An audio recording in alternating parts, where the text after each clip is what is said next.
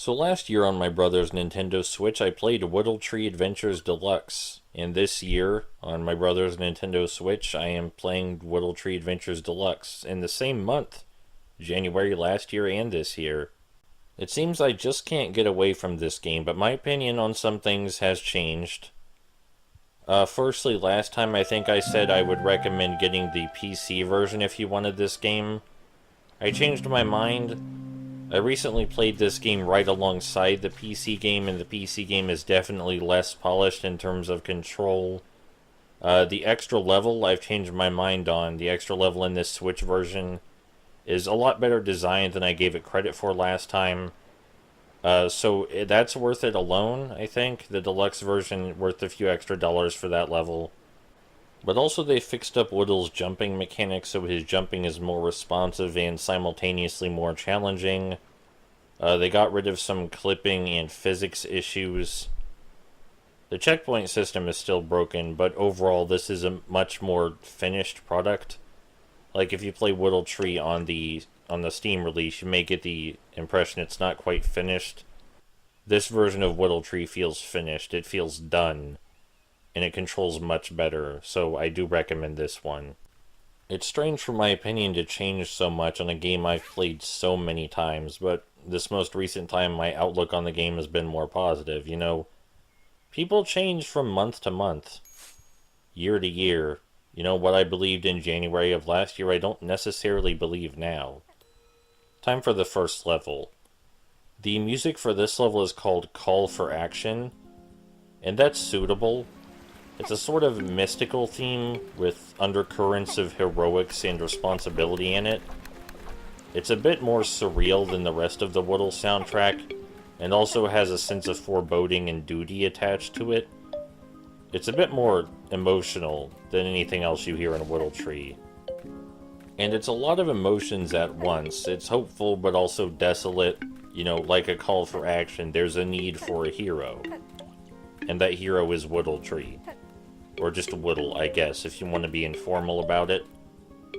So in this version of Woodletree Adventures, the one we're playing on the Switch, unlike the PC version, the berries make musical note sounds. In the PC version, they make crunch noises. Not only are the musical note sounds in this version more pleasant, but they don't repeat themselves. Up here we will find some enemies fashioned after spikes. I think that's really clever since they usually take the place of spikes. And he went with that instead of traditional spikes, you know, those weird cone enemies that stand in place. It adds to the surrealism of the world, creates unique character models, but still serves the same purpose as traditional spikes. And I think that's to be commended. I think that's quite a nice design choice. I should mention Woodle controls great. The platforming is incredibly responsive. The core idea behind the platforming is that Woodle is always easier to control in the air.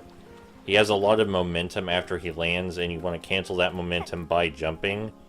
Jumping is always the safest course of action. Moving on the ground, methodically, not ideal. These white cube guys are friendly NPCs. They won't hurt us, and we can't kill them. Woodle moves slower in the water, as you're about to see right here, but that can be remedied by jumping. But jumping in Woodletree is generally faster anyway. We also can't hurt these turtles, in case you're curious, just like the turtles cannot hurt us. In case you're curious what the berries do, they unlock things that make the game easier and also unlock optional levels. They are not necessary to complete the game. If you want to finish the game, you can probably finish it in 10 to 15 minutes. I like that guy walking on the wall right there. I like that guy a lot.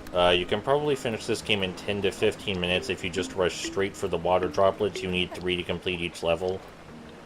And if you just rush straight for those, then you can complete the game much faster. So if that's your kind of deal, you know, you can just complete the game that quickly. But slowing down and taking your time is also a valid option, and I find myself switching between the two. I like the cats with stretchy legs. I like that their weird movement acts as a kind of hazard for you. Because they walk in such a weird fashion, they're more likely to bump into you than normal enemies might be. From other platformers, I mean. All the enemy designs and architecture in this game, very strange, very unreal. This game is quite surreal, but it's not like surreal in the way most people probably generally picture surrealism.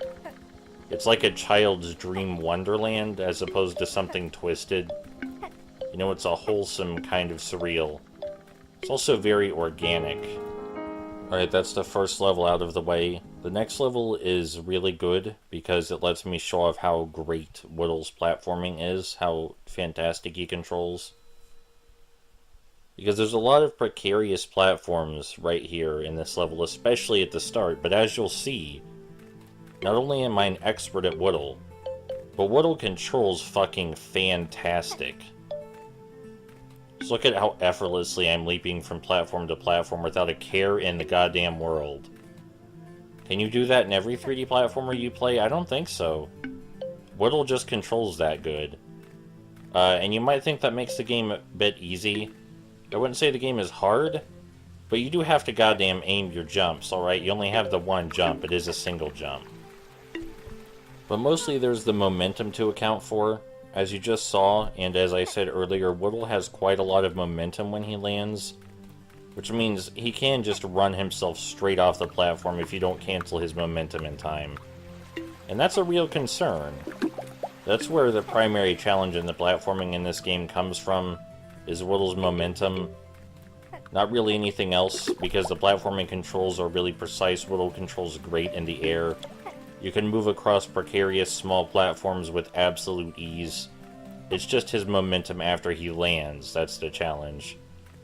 I like this yellow grass. I like the little marks in it. Gives it a sort of hay-like appearance.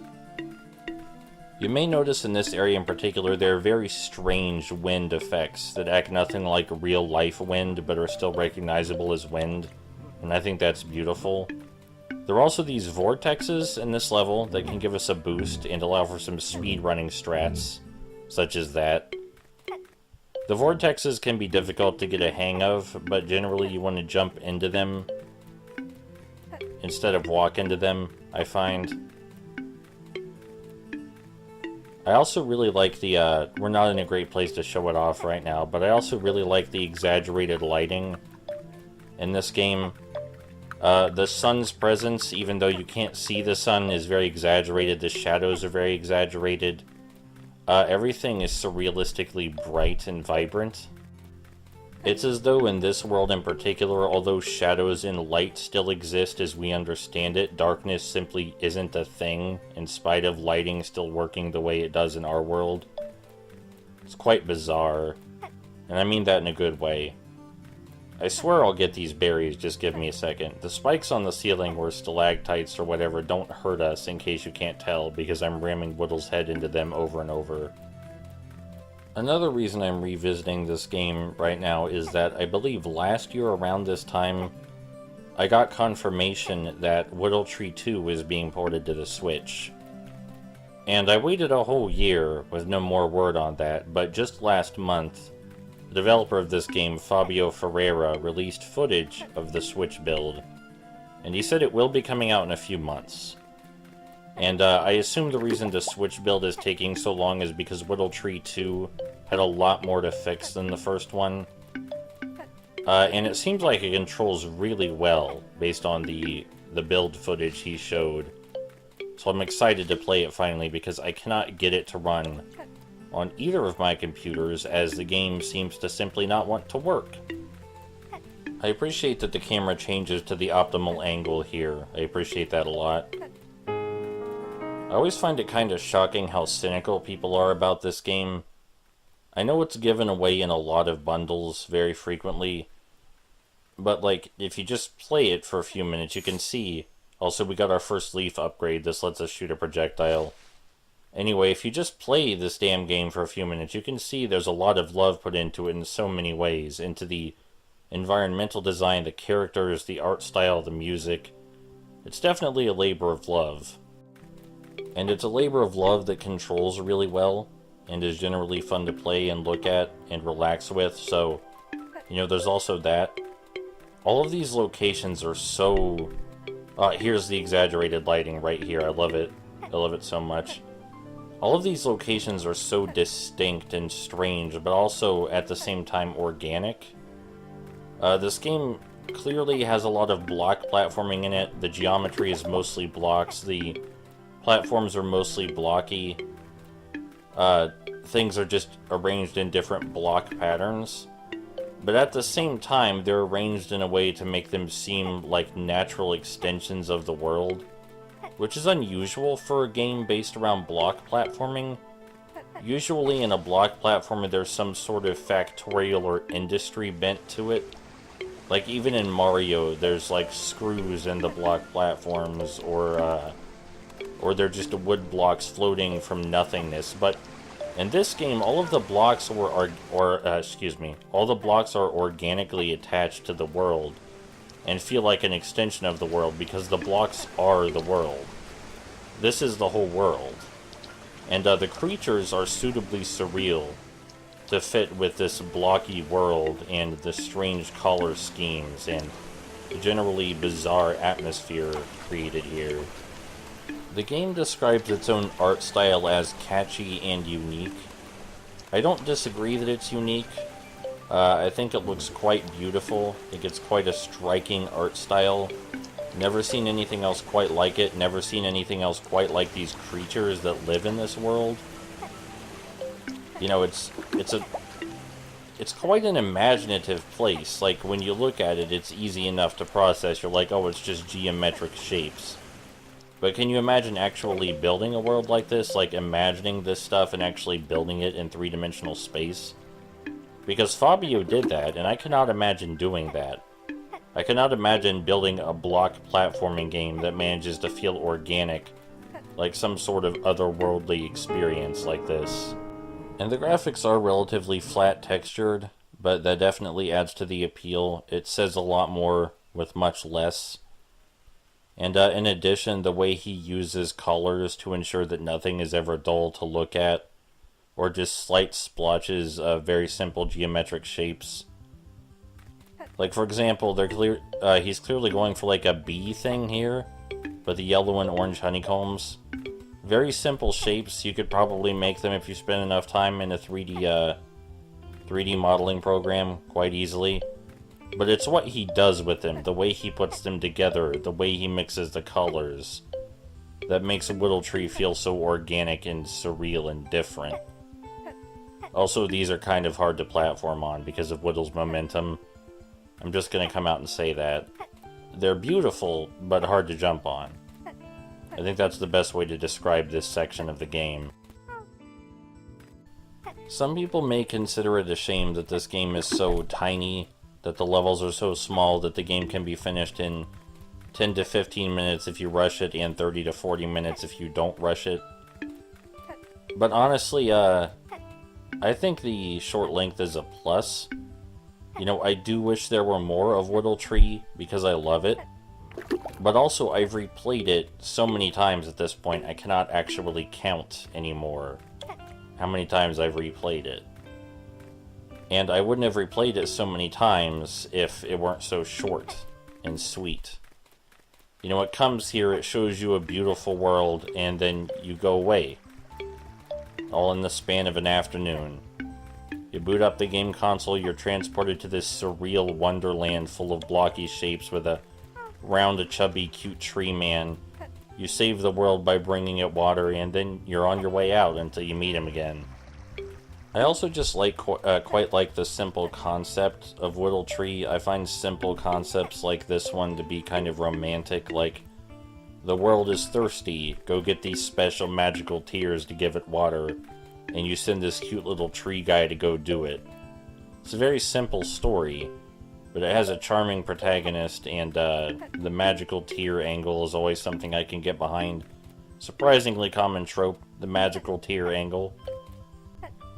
I used to say it was kind of hard to recommend this 3D platformer over others, because there are better ones, and I mean, that's true, but Woodletree also does what it wants to do and does it very well. Like, it definitely succeeds at its goals. It controls well, it has a unique and catchy art style, according to the official advertisement. And it's beautiful. It's just a beautiful game in nearly every respect. Are there longer, more polished 3D platformers you could go out and buy right now? Yes, absolutely. But do they look like this? I don't think they do. I have not seen a single other game that looks like this. I've seen other block platformers, you know. I've seen Suzy Cube. I've seen Mario 3D Land. I've seen Angel in Danger.